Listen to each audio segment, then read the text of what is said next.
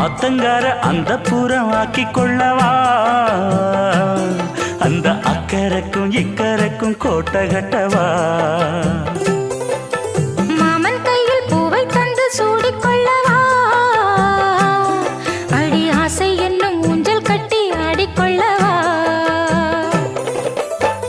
சொல்லு சொல்லு திட்டம் என்ன சொல்லுவது கஷ்டமா பொத்தி பொத்தி வச்சதென்ன என்னென்னவோ இஷ்டமா